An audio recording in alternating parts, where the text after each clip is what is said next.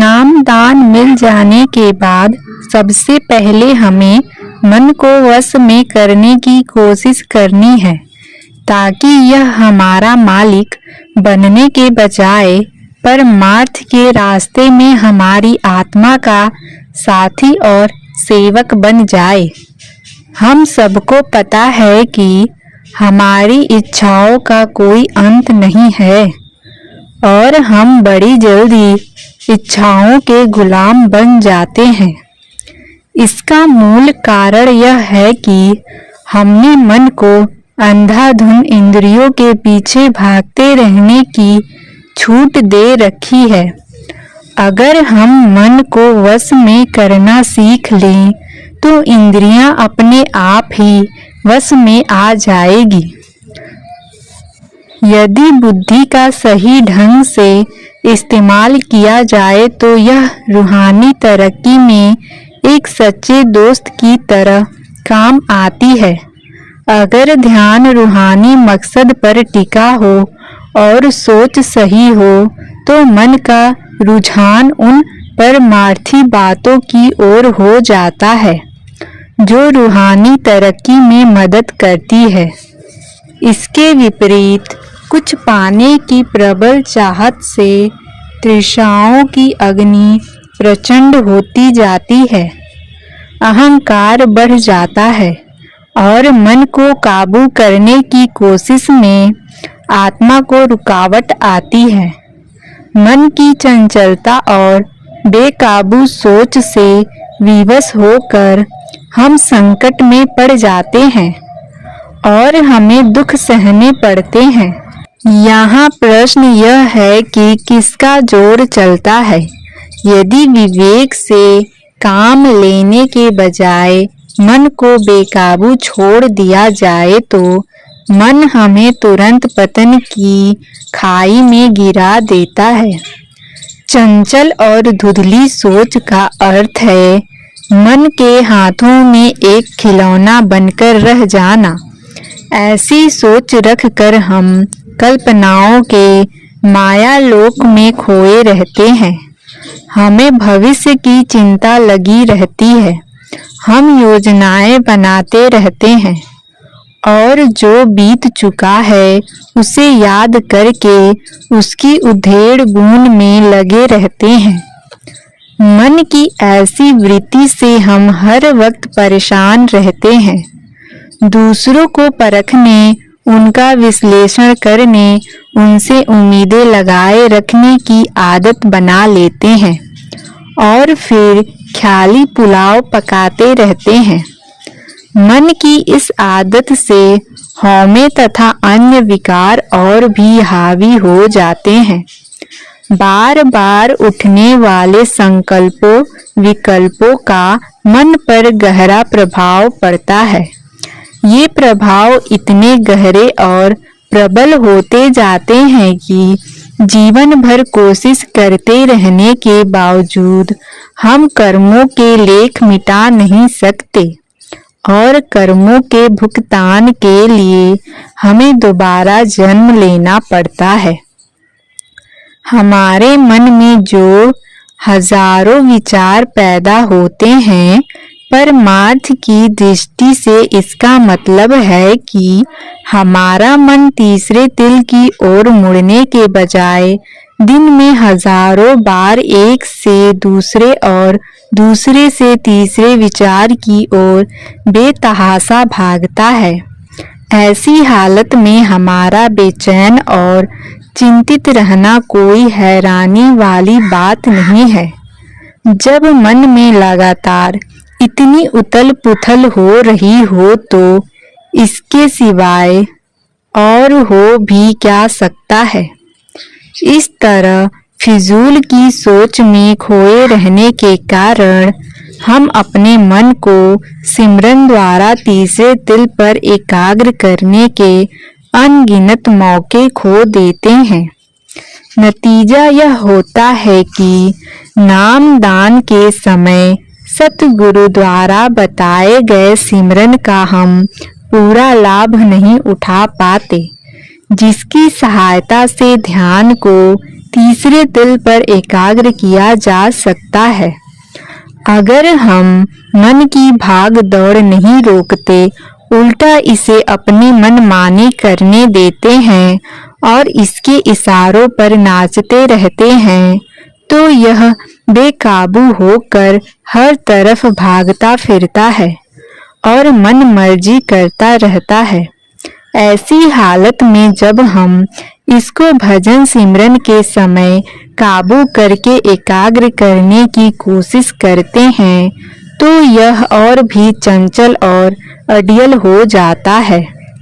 यही कारण है कि सतगुरु हमें फिजूल के सोच विचार करने के बजाय मन को भजन सिमरन में लगाए रखने के लिए कहते हैं। मन का कहा मानने से सत्संगी को नुकसान होता है, क्योंकि उसका ध्यान बिखर जाता है, जिस कारण वह अंतर्मुखी नहीं हो पाता। विचारों से कार्यों की उत्पत्ति होती है और कार्यों से कर्म पैदा होते हैं। इस तरह पल पल बदलने वाली इन तुच्छ और महत्वहीन इच्छाओं में खोए रहने से ये इच्छाएं जंगल की आग की तरह भड़क उठती है। शुरू में मन में उठा कोई विचार एक छोटी सी विचार की तरंग प्रतीत होती है, जिसे उसके विरोधी विचार द्वारा या फिर सिमरन द्वारा तुरंत हटाया जा सकता है। लेकिन अगर मन इसी विचार पर टिका रहे तो यह इच्छा का रूप धारण कर लेता है। जब यह इच्छा प्रबल हो जाती है तो यह मन पर हावी हो जाती है और फिर हम मनचाही वस्तु हासिल करने के लिए इतने उतावले हो जाते हैं कि जब तक हमारी इच्छा पूरी नहीं हो जाती, हमारा मन शांत नहीं होता। अपनी इच्छा पूरी करने के लिए हम जो कार्य करते हैं वो ही हमारे कर्म बन जाते हैं। मन की इन इच्छाओं और संकल्पों के गर्भ में से वे अदृश्य जंजीरों और भेड़ियां जन्म लेती हैं, जो हमें मजबूती से दुनिया के साथ बांध देती है। अगर सिमरन की सहायता से विचारों और संकल्पों को शुरू में ही उखाड़ कर दूर फेंक दें तो समझो कि हमने बिना लड़ाई किए ही युद्ध जीत लिया है। इस तरह इच्छाओं की जड़ें ही कट जाती है।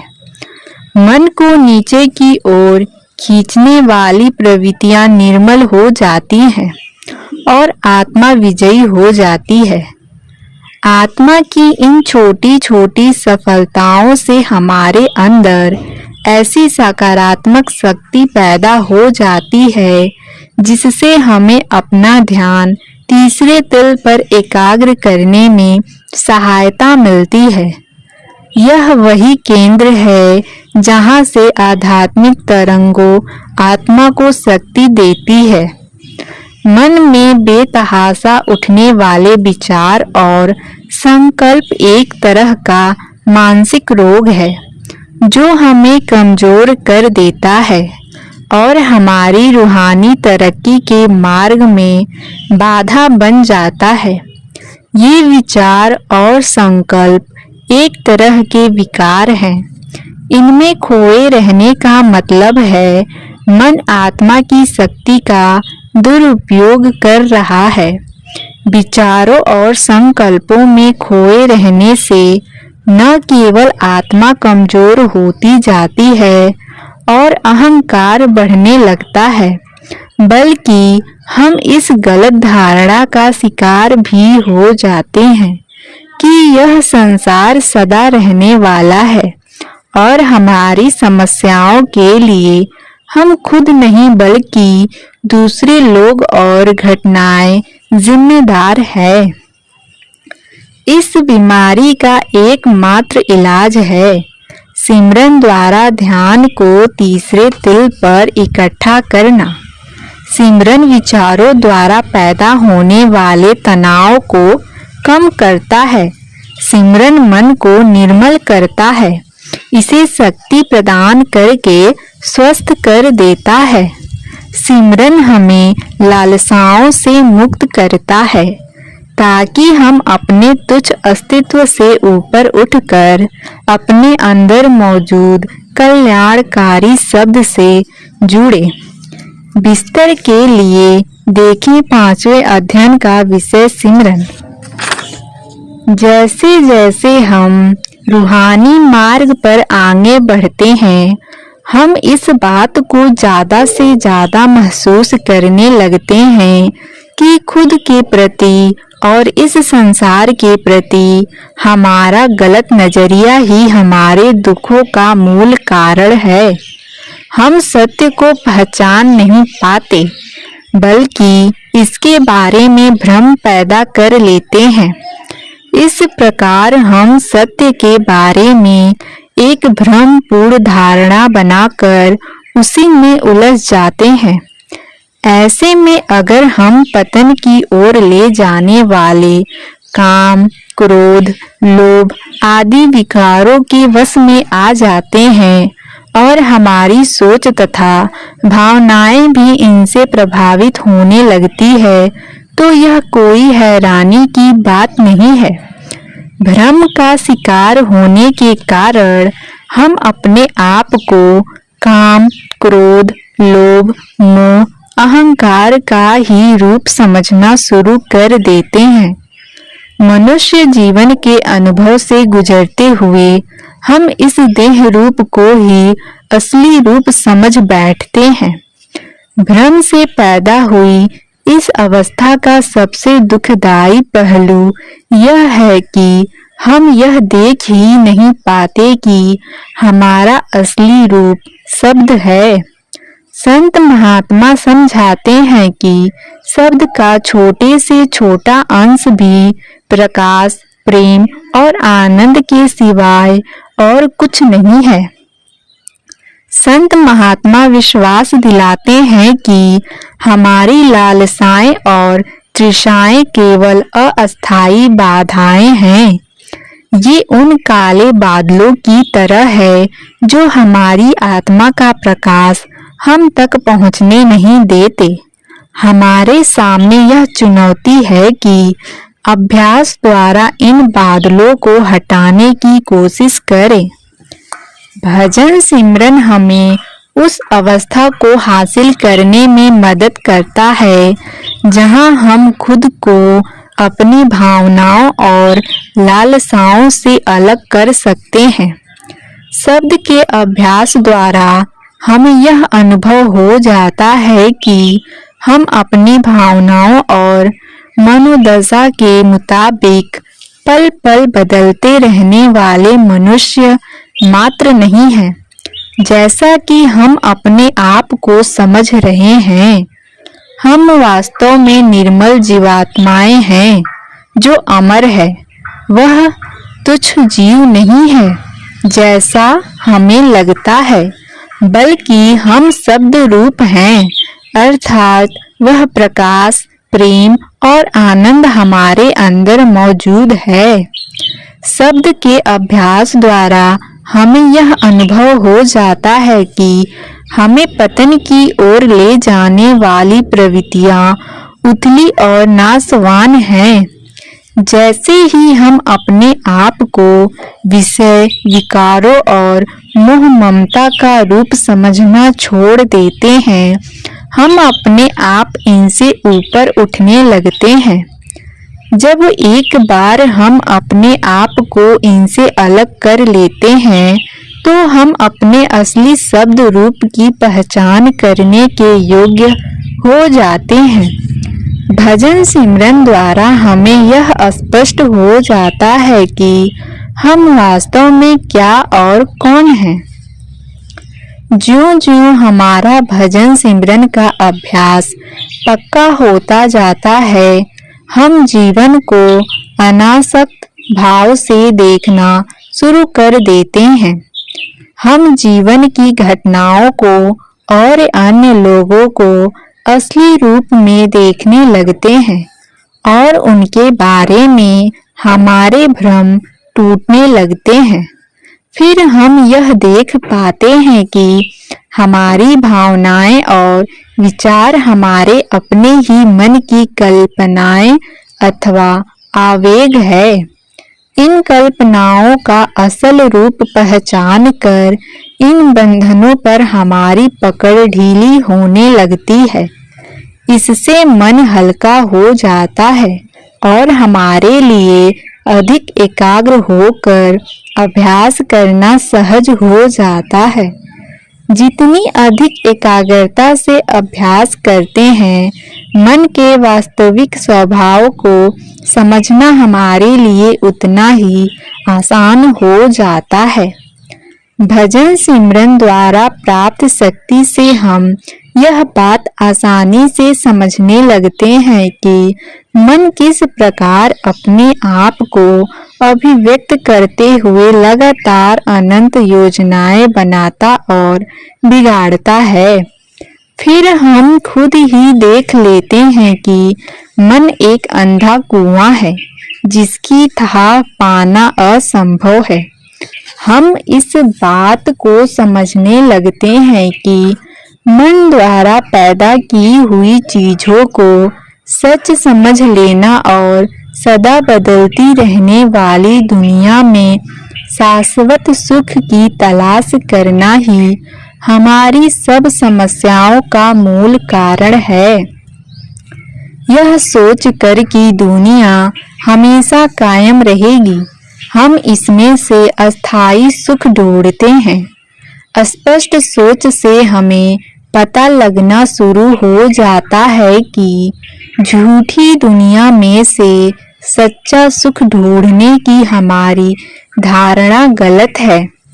यही गलत धारणा हमें उन चीजों में सुख ढूंढने के लिए प्रेरित करती है जो केवल निराशा, वियोग और दुख ही पैदा करती है।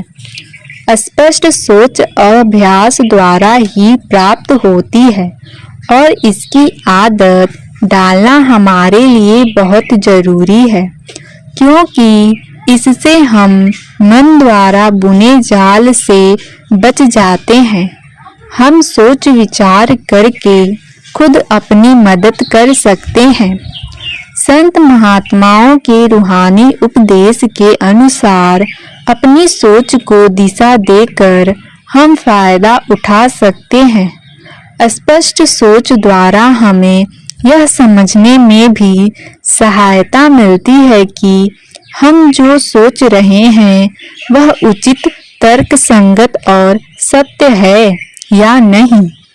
इस तरह हम यह भी जान पाते हैं कि हमारे फैसले हमें अपने रूहानी उपदेश की ओर ले जा रहे हैं या इससे दूर कर रहे हैं। यही अर्थों में स्पष्ट सोच तभी प्राप्त होती है जब भजन सिमरन द्वारा मन की चंचलता दूर हो जाती है और ध्यान तीसरे दिल पर एकाग्र और स्थिर होने लगता है। सही और स्पष्ट सोच से भजन सिमरन में तरक्की होती है। जब विचारों की हलचल शांत हो जाती है तो आत्मा को अपने सहज ज्ञान द्वारा सत्य का बोध होने लगता है। जब चंचल मन स्थिर हो जाता है तो हम पर संसार की घटनाओं का असर होना बंद हो जाता है और हमारा जीवन बिना भावुक हुए सहज रूप से चलने लगता है। इस तरह एक दोहरी प्रक्रिया शुरू हो जाती है। जैसे जैसे सोच निर्मल होती जाती है, वैसे वैसे भजन सिमरन में एकाग्रता प्राप्त करना आसान होता जाता है और एकाग्रता के बढ़ने से उच्च चेतना अवस्था प्राप्त होने लगती है। इसी अवस्था में पहुंचकर अंदर शब्द प्रकट हो जाता है। ध्यान को तीसरे दिल पर एकाग्र करने के लिए जरूरी है कि भजन सिमरन के समय हम उन चीजों की ओर ध्यान दें जो आम तौर पर हमारा ध्यान खींचती है।